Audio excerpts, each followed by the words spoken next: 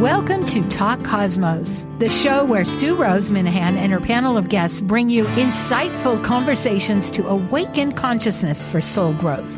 Come journey with us through astrology's energetic cycles and get ready to understand your path in the cosmic roots of the stars.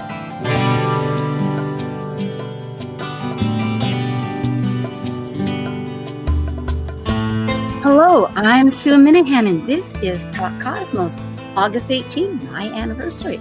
Long time. And it is also the day before the Democratic Convention. The sky is lit up. This is a new series that started off with inspiration from April 21st, when another stellar conjunction occurred between let's just say it was the USA Chiron return. It's the fifth one we've had, and we'll go into that more detail later. And we are preaching what we teach, because session after session, the panels have been saying, get your action going. It's a call to action. The universe loves action.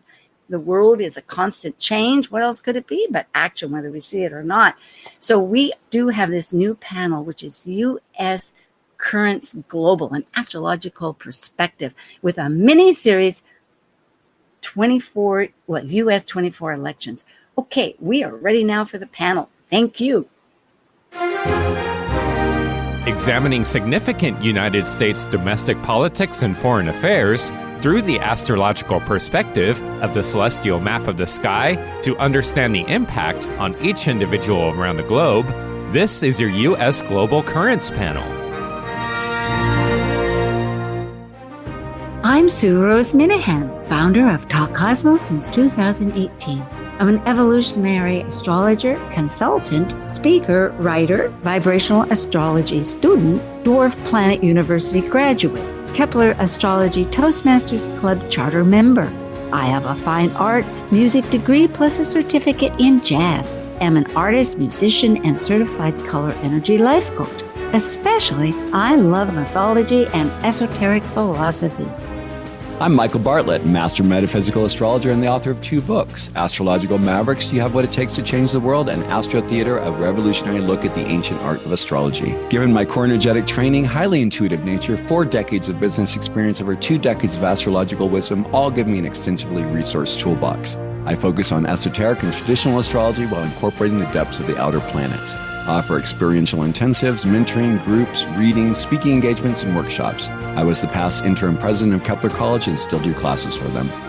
I'm Robert Pizzetti, professional consulting astrologer and the visionary behind Deep Earth Astrology and the Deep Earth Astrology Tarot, a divination tool and teaching aid that integrates astrology, herbalism, and natural reverence. I specialize in vibrational and psychological techniques and infuse my practice with a deep connection to nature's spirituality.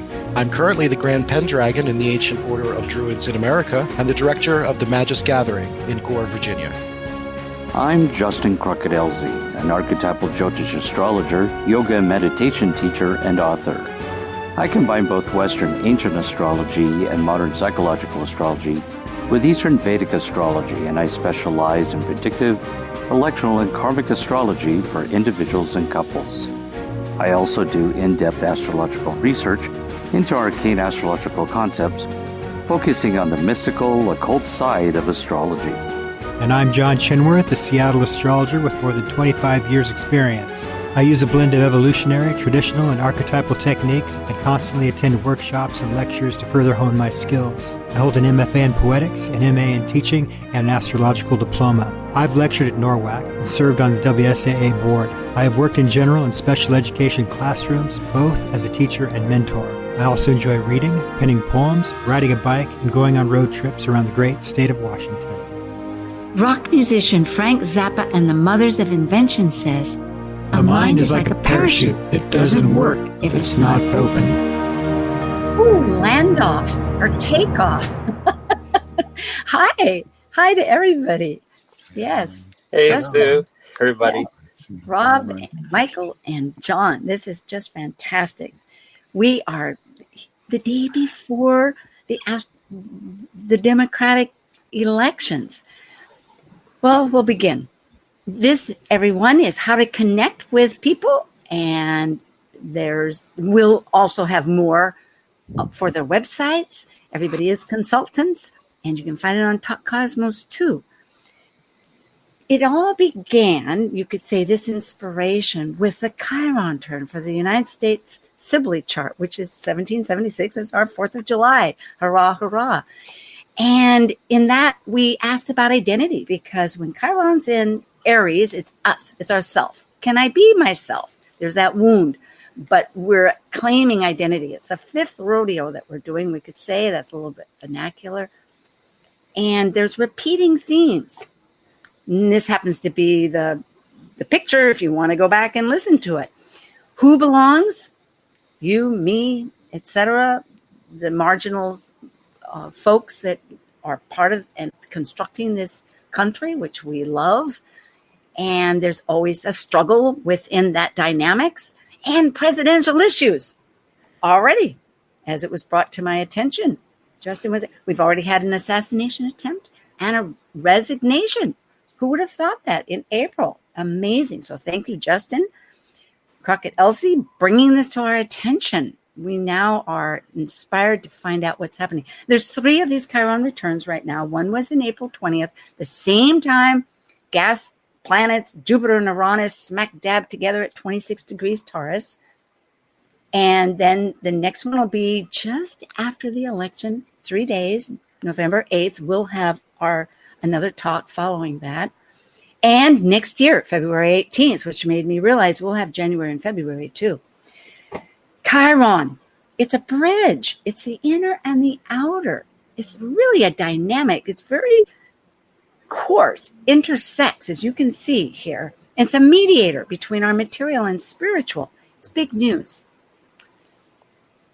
It's an 8-year cycle in Aries because it's so elliptical.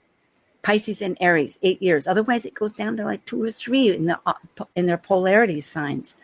And there's a few wonderful quotes. David Hume, a Scottish philosopher, says it's when we start working together that the real healing takes place. It's not just about me, but sometimes the wound hurts so much. It's like, oh, what do I do? Until we figure out, hey, it's got a grander purpose or something. It works. We focus on that. And healing yourself, Yoko says, is connected with healing others. Just a comment, there are out-of-bound planets. Those are rogue planets. Michael has about his Maverick, a book about Mavericks, and you'll see that in the bio. Out of bounds, it's beyond the elliptical. That's where the sun is. It's actually a latitude, 23 degrees and 27 minutes from the equator, north-south. And right now, Ceres, which is a dwarf planet, often thought of as an asteroid, is for like half a year, all the way up till 2025. That's where we claim our grief to nurture ourselves. And Kamala, she has that out of bounds, like many, many people do. And Tim Waltz has his Venus out of bounds. But the USA, we have Venus, Mars, and Pluto. So we're a bit... I want to thank Justin again for charts. We're going to start, and I'm going to pause and let folks talk. We have so many, so I really wanted to pump this through.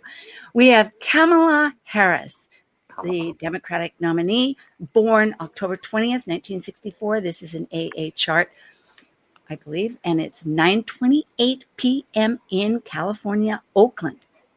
She is a full moon child. Yeah, Justin, you definitely circled the right stuff on this chart, I would say. Actually, I generated the chart and Sue did all the circling and the... Yeah, I did the little artwork behind the scenes. That's good work, Sue. I mean, it's so clear. I mean, that Venus, Pluto, Uranus action going on in the 4th house, that kind of compulsive need to break free from those tradition Virgo values, and if you look into her mother was, an Indian scientist who came and joined the radical movements going on in California and kind of fell in love with the radical culture.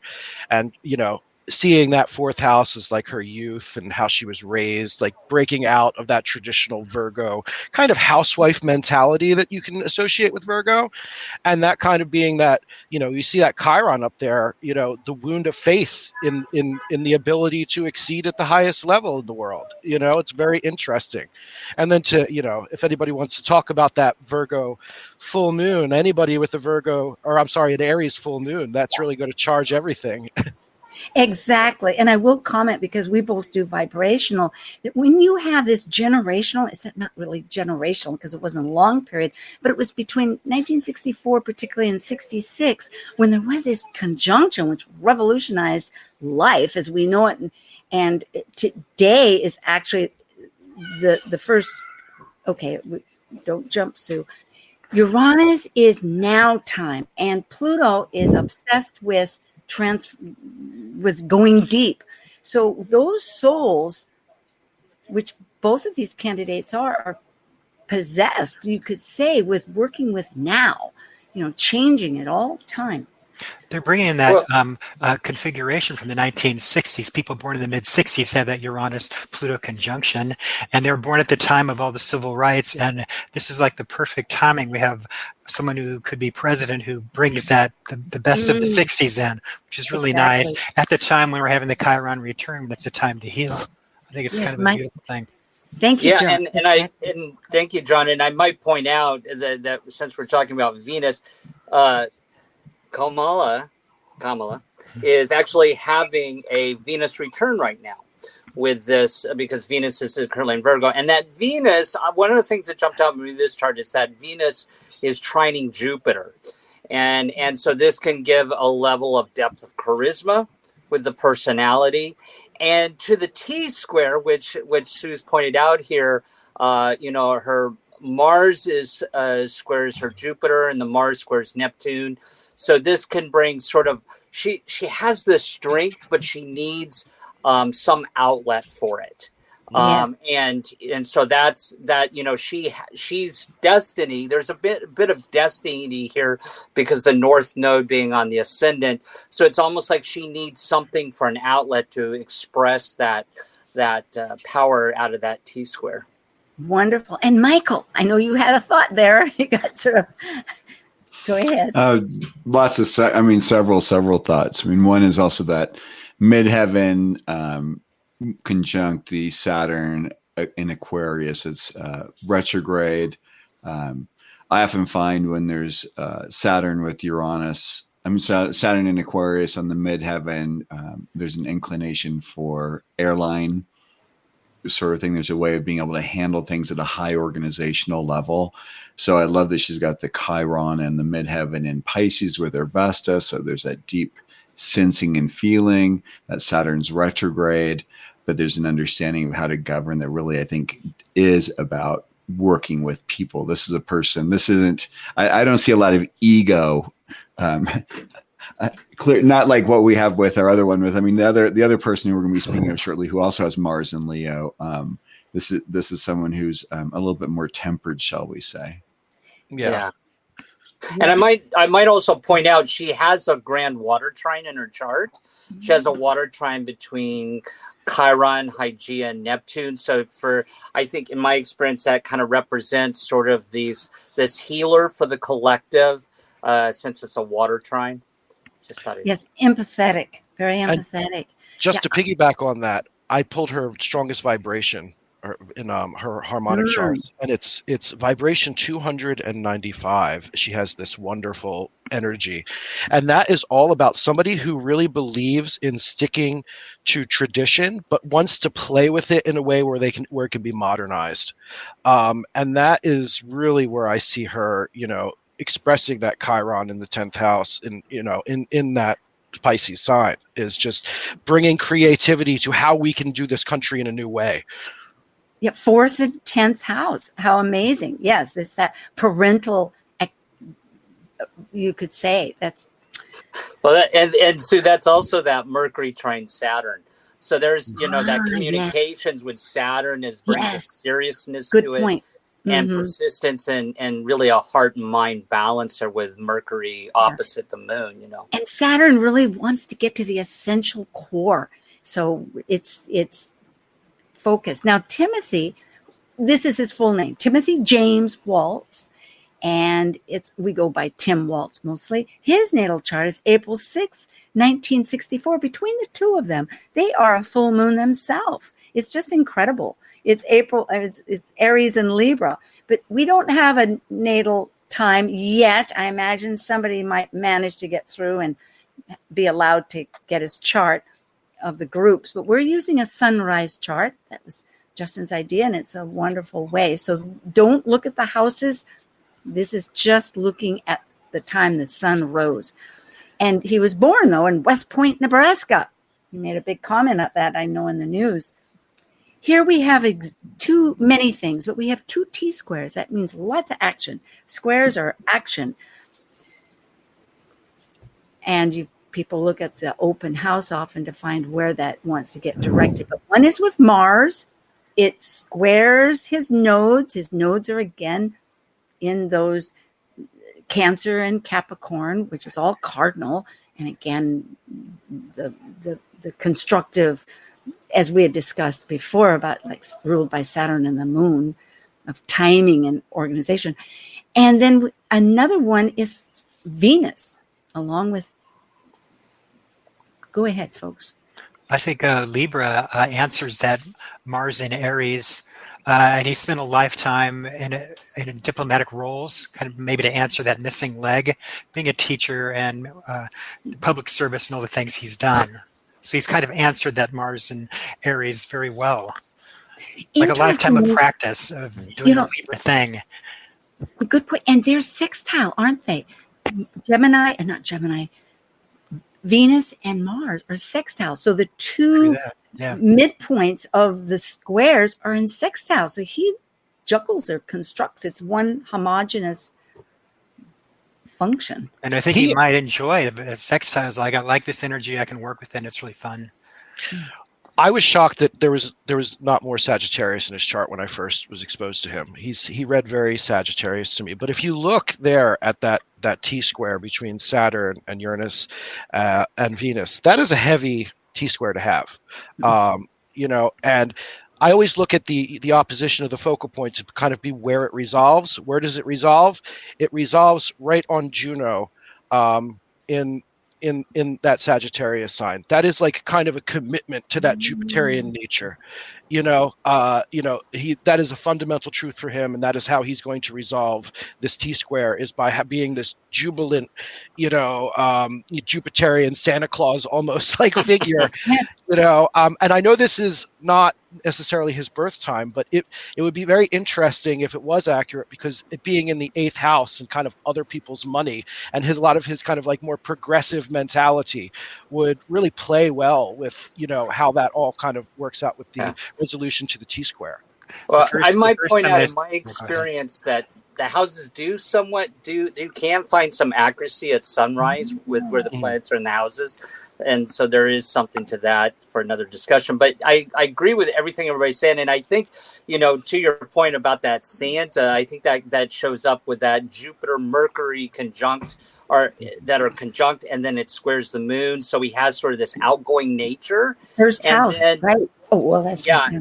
And then, of course, he's got that Venus opposition with Juno and Mars sextiling Venus, which trines Juno. So he's definitely likes to emotionally connect with others. To the T-square is interesting because I think the T-square with Mars and the nodes, there's going to be something in his life about when to take action and when not to take action. That can be a little indecision.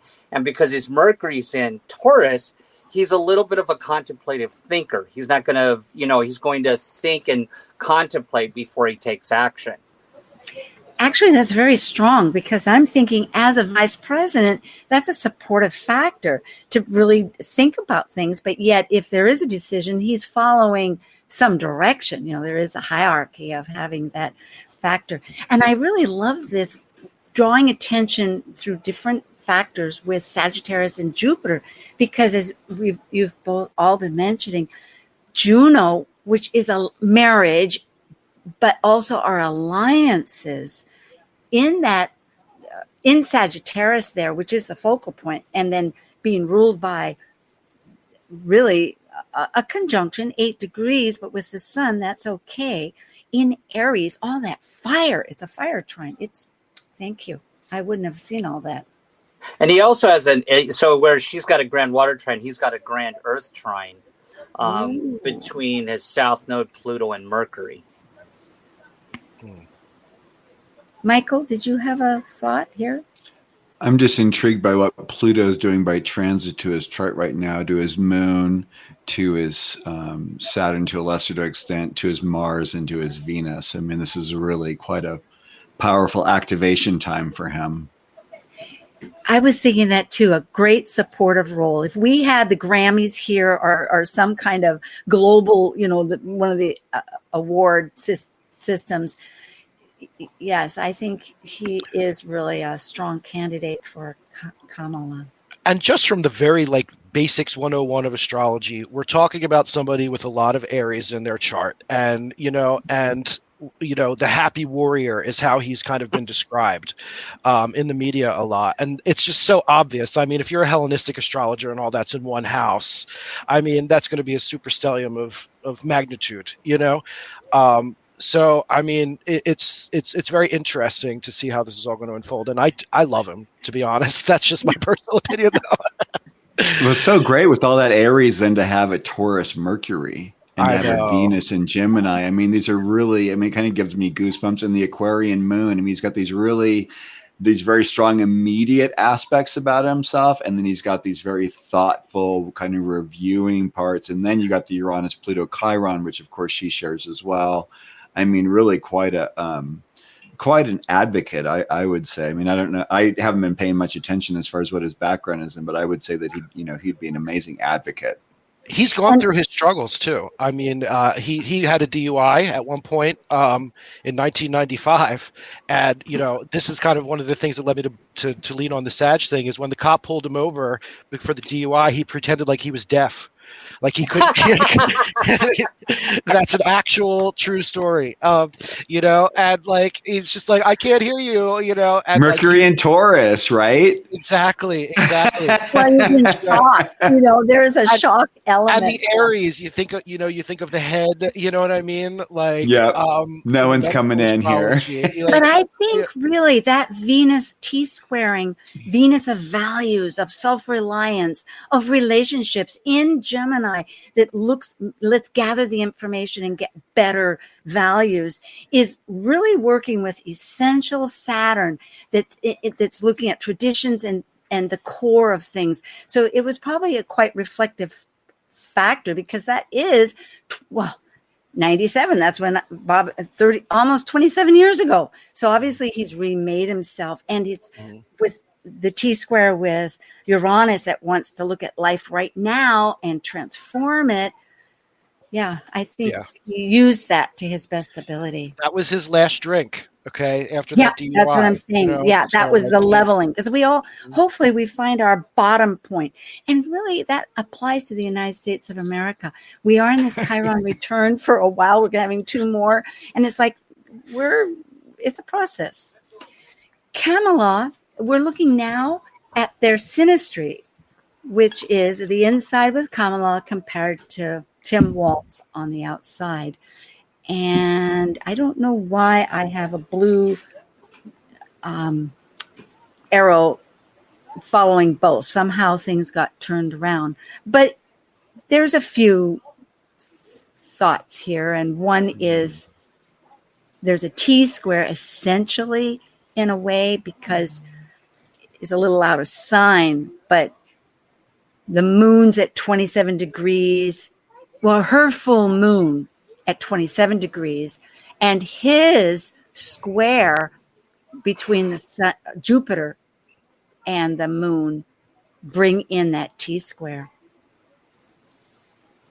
For a political arrangement, I mean, what could be better than his Jupiter on top of her moon and opposite his sun? I mean, what else could you he's her hype man. You know what I mean? Like that he's juicing her up at all times. And I mean, as far and everything that I've seen, like this chart reads very well, you know? Yeah. And to support that, his sun trines her Mars. Yeah. So there's that support towards what she wants to accomplish. Beautiful. Any other comments, or should we roll on? I will say just two more things. They're actually their Saturns, because they are born in the same year. Their Saturns are conjunct, so they are like thick as thieves there, right? Oh. And one other thing, their Mars are sesquadrate. So there is some dynamics there where they will definitely. He'll challenge there, or at least bring in different ideas to where they want. Lots of action. Yeah, that's for folks to realize that's 135 degrees, and that's a square, which is action, and half a square of 45 degrees. So it feeds a lot of brainstorming at its best. You know, how to move ahead. So looking at their characters, that they have this reflective basis, it's hopeful. Okay, I'll move on. I'm trying to squeeze things in before our getaway point at the mid hour. So we have here a Davison between the two of them. This is where they combine. It's a technique that the computer does. It's actually a chart that you can do many astrological timing techniques with. And we're not going to look at it in huge detail, but I just wanted to bring together that combining, because there's a composite. All this is astrological jargon for those that don't do this, but at Davison here, it puts that Jupiter in the 12th, right before, well, if we don't quite know Tim's birth time, but it's in Taurus. And I thought how wonderful to have Venus and Mars together. And of course, it is a Cancer sun, which this nation is a Cancer sun. Yeah, it's wordsmithing in Gemini, you know, like that's a good combination. It's the wordsmith. They're going to choose the right words that are going to be attractive to the people to get things done. And in the second house, it's going to be tipping right into their values. And that's exactly what they're doing. Goody. John, do you have a... Oh, yeah, they're choosing healing words. There's Hygeia, that wonderful asteroid right next to those planets, which I think is really beautiful. Good news. Chiron has a chance. Goody. I would say really, loving communication for that. That's right. It's Mars and Venus. So I think that's really a great harmonic there. What I find most intriguing, though, is the highest planet is Saturn, and it's in Pisces, and it's retrograde. The next after that is Vesta and Chiron. It's really, I think they'd be really good behind the scenes. I bet they do a lot of their work better behind the scenes, and that smithing and the work that goes on there, and collaborating. How to present it. Good point, because if it is in the third house, their sun, they are connecting and communicating all the time, and in a nurturing Cancerian way, meaning we care about you, our other legislative people, and collecting all these ideas. And it seems when I've read about Saturn retrograde, that is a chance for us to be our own role model. So they're going to help forge us through. I think it is the break time. Oh boy, what do we have next? Well, we have the convention next, but we will be back. And we are so glad to have everybody with us now and listening later. So Justin, Rob, Michael, and John and myself will all be back. Stay tuned to U.S. Global Currents.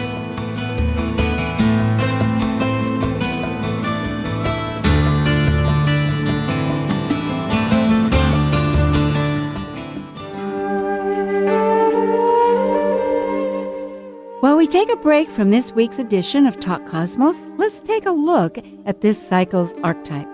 We are currently in the Yang period of Leo, ruled by the solar sun.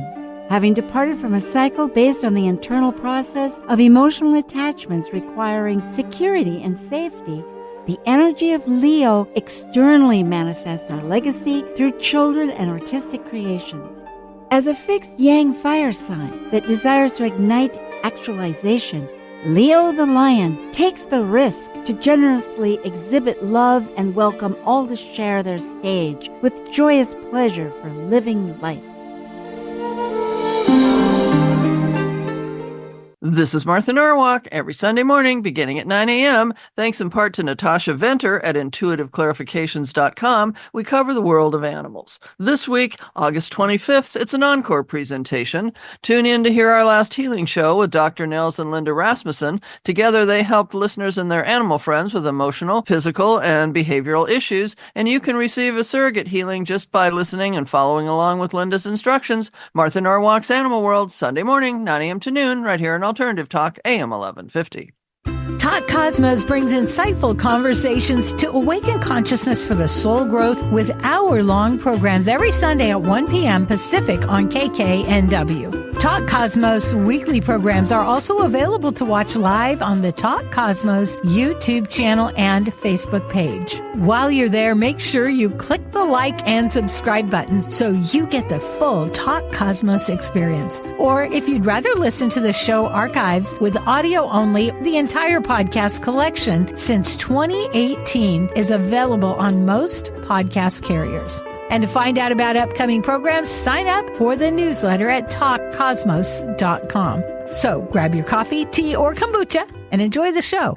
Easy on the ears, good for the soul. Alternative Talk 1150. Actually, I have all those videos now on Talk Cosmos, but you can find them many ways. That's the audio version of the earlier editions. We're going to return to this and just go with the slides and it'll work. So the convention is tomorrow, and we have a 7 o'clock time. Justin looked at the schedule, and they're convening for breakfast. The broadcast won't be until 9 o'clock Eastern, and then I think in Chicago it was 6:30. So check on the television to find out when you can tune in and hear all these wonderful speeches. But as far as the energies for this day, that's because there's previous ones, we're using the 7 o'clock Chicago Central Daylight Time. You can see that it's a Virgo ascendant ruled by Mercury. Think, think, think. Mercury is in retrograde right now. We are redoing things, and it is exactly conjunct the sun. I just love that. Kazemi, as far as I'm concerned, it was within that degree, not just 17 minutes, as some will say. Yeah, and I might point out about the time because I like to be accurate. So the 7 a.m. is when the delegates start meeting for breakfast, and the caucus. So all these caucuses are going to happen in the morning time, like the LGBTQ caucus, the Hispanic caucus. So this is at 7 a.m. is the kickoff time on the DNC schedule. So that's where we came up with that time. And to bring attention to people to that day also commemorates the first square since 2020. That was December 21st, 2020, when Saturn and Jupiter were conjunct, which was happens every 20 years, but this time it kicked off a larger cycle of 200 years in air signs when they do connect every 20 years. So it was in Aquarius, and this is the first time because it's a 20-year, cycle. At the same day, those are, as you can see, they're both at 17 degrees, and Mars, of course, which is conjunct just a couple of days ago with Jupiter. So that adds to the action of an expansion. Jupiter is expansion, Saturn is contraction, however we look at it. And it's like a gas pedal. Stop, go, refigure. I mean, I'm looking at the focal points of both of those T-squares, and I'm seeing some interruption from protesters, for sure. You're looking at that, we're looking at the Mars, Jupiter, and Gemini. There's always going to be some sense of duality there. It's not a one message situation. And with that, we're looking at the Uranus and Taurus there, that in the house of spirituality, the house of law, in the house of, philosophy, there's going to be some interruption to the messaging that Virgo ascendant is going to want to be sending. Yeah, I would agree, and that I think that just supports that Mercury retrograde. I think they will try. I think out of this to connect with others. I think that'll be sort of a challenge connecting, but that Mercury is trining the Chiron, so the communications of who's valued in the collective, So I think there will be sort of a healing hope message that comes out of that because of Mercury trining Chiron. Yeah. It just feels to me like they're going to try to go for this very like kind of like traditional liberal DNC, like hope and change, but there's going to be some wrenches thrown into the mix, you know? There'll be food for the fodder. That's really true. You know, change doesn't happen unless we're trying to move beyond something and incorporate all these voices. It's going to be good. Anything else, John or Michael, or should we roll to the next? What's the glyph that looks like Aries above Neptune? Oh, that's the Aries point. And it was brought. So yes, I was going to. Yeah. Okay. Go ahead. It was brought in. Justin and I are part of Toastmasters, and somebody there was bringing, if I have this correct, bringing focus to the idea that the Aries point, which is in March, that's when the spring equinox happens, of course, Yep. It really has a lot to say about the dynamics of, and Justin might remember this better, but the dynamics of the elections. And so we've introduced it. Yeah, mundane Especially with that astrology, Neptune that Aries there. ingress shows what issues are going to be for the next year and that. Oh, Yeah, because I'd say that awesome. Neptune's very highly activated there, of course, now through March 30th, and I think it'll be It's right on definitely the playing cusp, a role through isn't this it? whole process. Yes. Yeah, it's on the cusp because it does Because- ingress. And the last time we have to realize the last time that Neptune went into Aries to the day before is when the Civil War was declared in the United States, to the day, one day before. The best news is that with some of the other charts, the supportive act, you could say, in the sky has another twist. And having Pluto in Aquarius, of course, it's not all roses. There's a lot of trauma involved on an evolutionary basis for astrology, but it's also more communicative. It's the community. And we're trying to connect on more of look at Biden right now. We're hoping this week, it's hard to know if we can actually, if somehow the collaborations can find a new resolution to some of those wars in the Middle East. But yeah, go ahead. I was going to say the three outer planets, Pluto, Neptune, and Uranus are all sextiling one another too. So that's a really powerful opportunity. If we look back to like Bernadette Brady and talk about that Kazemi that we've got going on with the Mercury and the 12th house and Sun and Leo, that would actually be described as a good thing. It's like a direct portal into the collective unconscious. And if you're trying to send a Leonic message of I'm the person who should be on top, and you have a portal to the collective unconscious, it certainly could be some interesting messaging, but I mean, I could see that being a positive. Yes. And we know that's conjuncture Mars. Yeah, there we go. Well, yeah. I love this. I know Maurice Fernandez, that I'm a student of in his course, would really look at the 12th house as a very powerful role for claim to fame, is my words of putting it, because of the fact, just what you were saying about it is the collective unconscious, and you can tap into that. John, do you have a thought, or else we're going to move on? Because we have like 15 more charts. I'm exaggerating. Little Only Jupiter 13. with mine. Yeah, like 10.5. Can I say something about Vesta? Quick, yes. Right with the sun. Just that's like the battery of the convention, like we're here to shine. You know, there's something regal about it, which I kind of like. Altar of life, yes, in Leo. Yes, I like it. Here we have two bi-wheels, and maybe we can run through these, which will be great. But the inner is Kamala, and then the outer is the DNC. Oh, we just did that. Okay, well, we're going to do Tim Waltz, the vice president. We didn't do her with the DNC. Oh, we didn't. No rats. But you have it later on too. Oh, okay. Well, then let's do Tim here. Immediately, I see that the moon and Pluto. So there's a lot of the convention is a transformational energy on his emotional basis, which it is. He's going to be the vice president nominee. Anybody else? And Saturn on that Chiron. Oh, yes. That's a healing process too, bringing solidification, perhaps more focus to Hygeia is on his Mercury, so another healing thing. Yeah. Mm-hmm. And with the Pluto being on top of his moon right there, I mean, it's like he's going to be the emotional messenger of the Plutonic shift of Aquarius. Oh, boy. I get excited. Sorry about this, folks. I hope it doesn't bother anybody listening, but I can't help it. I get around to the make like boing, boing, boing. Oh, boy, with Venus. John, something, or else we'll move. You guys are so fast. I can't keep Well, up. I'm going, yes, that's okay, because there's more meat to follow. This is just the hors d'oeuvres happening, or some part of the meal. We are U.S. Global Currents, Astrological Perspectives, and this is our series going through this year and probably into 2025 a bit about the U.S. 24 U.S. elections, and we're focused on the Democratic Convention. And again, these are our panelists, and you can find them on Talk Cosmos. Michael Bartlett, as you know, is, and I'm going to go through this, but Michael, you have many ways to get a hold of you, and you have written these books. I know that you have, let's see, here we go. The Relationship Guys, a wonderful YouTube that you started with Justin.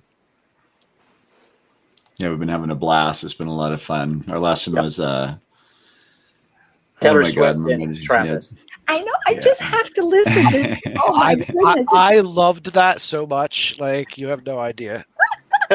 I've loved every single one, and I've only listened to a few. They're on my watch list. Thank you so much. And Justin Crockett Elsie, as you know, this is so if people can go back and find a little bit more, or go to Talk Cosmos. I have all the bios, 7th season. That's this year. Justin has his own talks on Instagram. Astro Yogi. Yes. Is it? And do I have that right? That's fine. That's fine. Let's move on. It's good. It's okay. Good. Very good. Very good. And there's 3. And then, of course, he has the YouTube, and he's also with, and I will show you what he's also with me, John Chinworth. And this is he's skypath.com. You can find John there, and he does consultations. And Rob Passetti is Deep Earth. And do you have a talk or an event? Do you have the Magis that's coming up in Virginia? I have so much coming up in the next few months. More responsibilities that I'm comfortable with. But yeah, you can just check them out on the website. Okay, or email you. Doing a lot of article writing right now. Excellent. Well, for myself, I'm with Liz Mouchette, who has her YouTube. I'm one of her Astrology Star Sisters, Talk Over Tea, and we are going to do a series in the moon coming up this week. You can find that on my YouTube channel under videos featuring Sue Rose Minahan. And Justin does quite a few. He has a Chiron series. That's another one that's on my watch list. I mean, these are like favorite ideas of mine that I would just love to learn more about. Thank you for those folks that do subscribe, Talk Cosmos, or on my website. And let's go on, because every voter needs to have information. It impairs the security of all otherwise. Here we have, I think, this is the one we didn't go over yet. Yes. Exactly. That's nicely diagrammed. I managed to do it. So look at that T-square. My goodness. And the sun right on her Mars. It's like we're moving ahead. She is the action lady here. That Uranus, though, whew, that Uranus is going to really wake up that system. I mean, for me, this is where I would say I'd be a little happier with whole sign houses. I'd rather have that upset happen in the 11th house than in the 12th house. But you know, well, then it is. It's an upsetting of the. Oh, sorry. Pardon me for interrupting, but I was thinking to support you. The way I look at it, because I am evolutionary, but I do listen to the traditional, it's very appropriate, is that it's a merge between the two of them. It is 11th house. She's talking to the Democratic Party. She's with all her constituents. And yet there is a collective basis in that 12th house. So it's not so controllable. Right. And also that's to me, it's very much like upsetting or overthrowing the ox cart. And how I often look at it is what are the inherent relationships between those planets in the chart. And since it's she's got a trine between her Jupiter and Uranus, a little bit of a wide one, of course, but I think that will help add to it. And I think she probably learned how to take things, especially because the Uranus Pluto opposing her Chiron. She's learned to take things that are thrown at her and kind of change things up. It's been really entertaining to watch her evolve through this process with Trump. I mean, finding a good strategy to respond to crazy is not an easy thing to do while holding one's ground in one space. I mean, that, to be honest, is one of the aspects that happened to Biden, I think, personally. It's like when you're trying to present and you're a sane person, you're trying to present things and someone's throwing at you stuff that your mind's going like, it sends you into the rat cage. But, that's how Trump is raised. So for him, he's, it's a dogfight for Trump. So he just, he'll throw out whatever he can to get reaction. But she's a freaking fighter. I mean, she's got a lot of fire. She's got a lot of air. She's got a lot of fire and air in her chart. I think it's, pretty close almost to a grand sextile that she's got going on. And I think through what she's gone through, especially since she can ground herself through those planets, the only planets she has in Earth are those three down there. And I think that gives her the ability to really kind of like come out fighting. Oh, well, hitting at her Jupiter too. Sorry. I think she teaches the general public how to have discourse and how to talk to each other. And you've seen her say things like, wait a minute, I'm speaking. You see these things from her. And she really claims that, which I really like. And I'm looking at her Eris, her natal Eris, which is the upside down Mars in the 11th house. She's like this outsider in the collective to show how to do things. I think that's really interesting. Inclusive. Yes. Let's be inclusive. Let's not be exclusive. Right. One of the criticisms of her in the past is that she's not fast on her feet at times, and that she'll sometimes respond to things in interviews, maybe not have the best answer right out the gate, and that would make sense with that kind of Jupiter and Taurus. It likes to be grounded. It likes to know what's going on. And I think that Uranus there could be, going back to what we were talking about with Uranus being that protester, like maybe there's some kind of message that she's going to really need to confront and do well with here to kind of get through that idea that, she's not, that she's avoiding interviews. They're saying she's, not taking tough questions. She didn't have policy. What happens when that Uranian moment where she gets that off guard tough question, or that off guard moment where protesters enter the building, like how does she handle that fastness on her feet and still expand in a Jupiterian way where she feels grounded? I have to interject. I mean, that's interesting. When I look at criticism, I've learned to hold back and really observe it, which of course we do.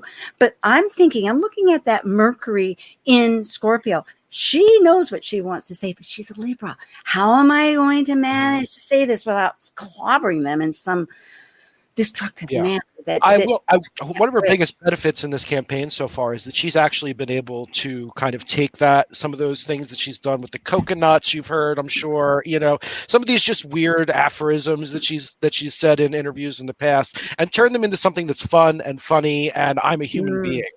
And I think that's kind of going to be her best way, especially look at the, we're talking about the Uranus, but the other parts of that T-square are the sun, the moon, and Mars. Yeah. The sun is trining her moon. That transiting sun is trining her moon, which is actually a very positive thing. I was going to point that out. Yeah. Yeah. So, I think she'll shine. I do. But I think she's going to be kind of confronted with that issue that, the people are waiting for.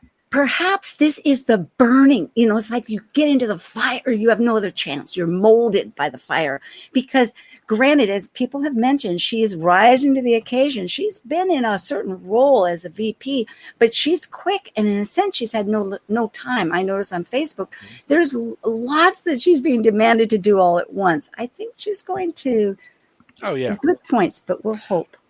Here, this is going to the Sibley chart. How much time do we have? Let's focus on what really pounces out. Something pounce out here where Kamala is with the U.S. because we have a Davidson with it too. Well, the moon and Saturn. That's really where she perhaps is bringing focus to a heart, a caring. That's her moon on our Saturn, which, is that right? No, it's got it mixed up. That's right, because the United States her Saturn on the U.S. moon. Right? Yes, so she's perhaps bringing focus to our emotional dynamics that we have because that's a pretty strong dynamic that we have. It does rule our sun.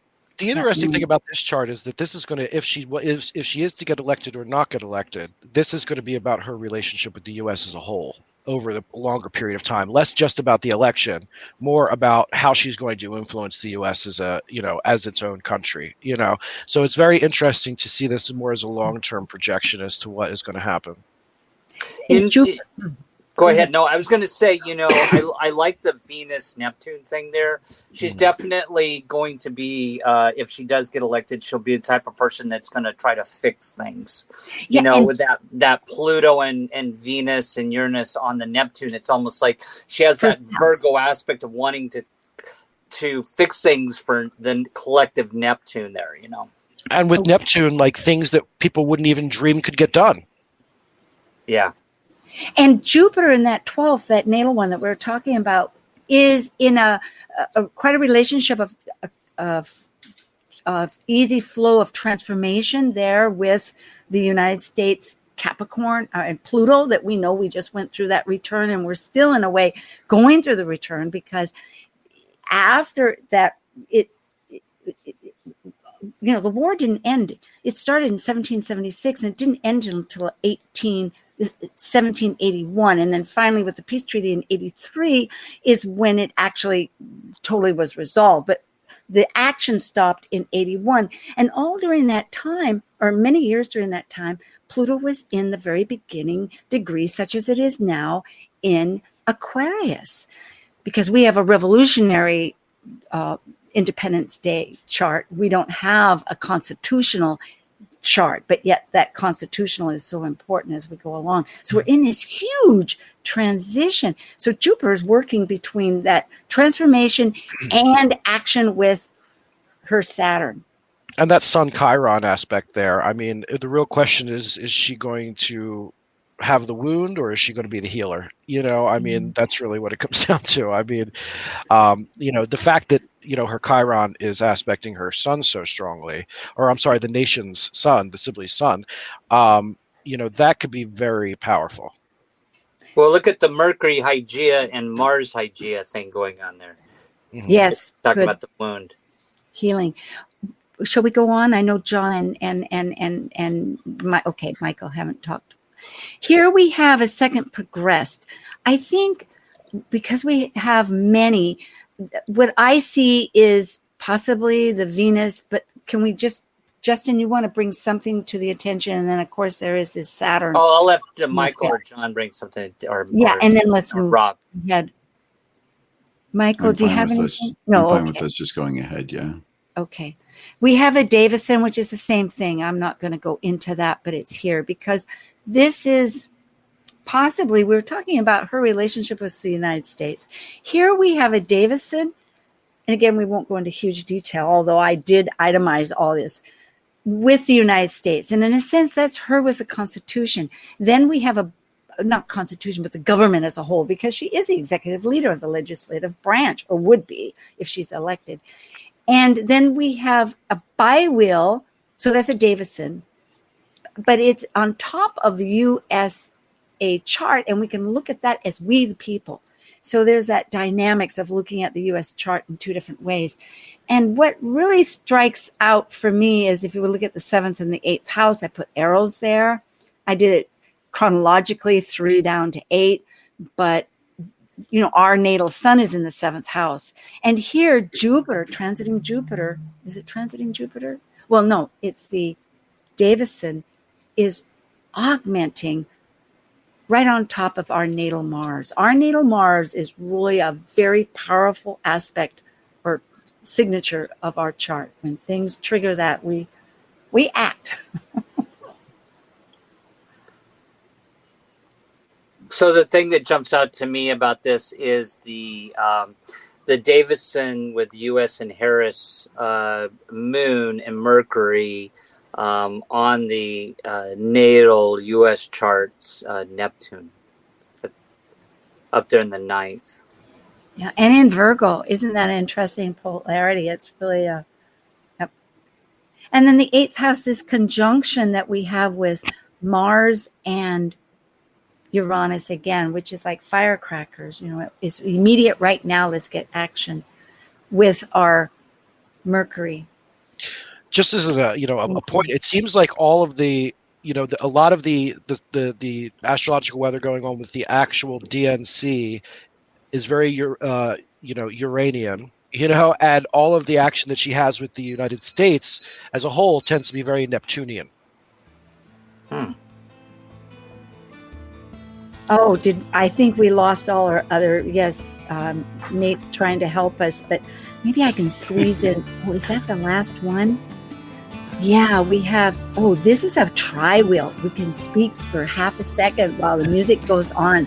This is with the solar arc on, folks, look at this when you get a chance. It's the U.S. chart with our solar arc. That's like a measurement of time, 1 day for a year, along with the Democratic Convention. And you can see there's this T-square right off the, immediately speaking, with moon, our moon, that's actually as far as the having a lunar return during this convention. Interesting thing, the T-squares at Neptune and Uranus. Woo! Well, we're collectively thankful to have dynamics. We're moving just like action in the universe. Thank you for joining an insightful conversation on Talk Cosmos, the show where Sue Rose Minahan and her panel of guests awaken consciousness by connecting soul growth patterns with astrology's energetic cycles. Be sure to tune in next Sunday, 1 p.m. Pacific Time, to continue your journey through the roots of the cosmic pathway.